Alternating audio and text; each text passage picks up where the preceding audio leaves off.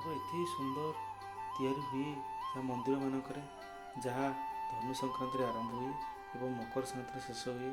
ତ ଆମ ଗାଁରେ ବି ସେମିତି ହୁଏ।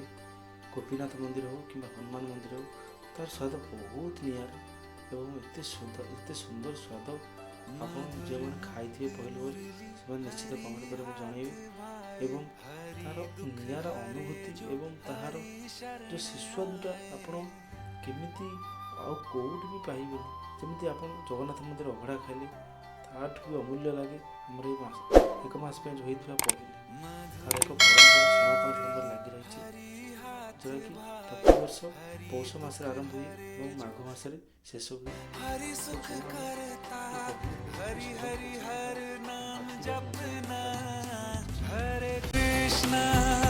हरे कृष्णा कृष्णा कृष्णा हरे हरे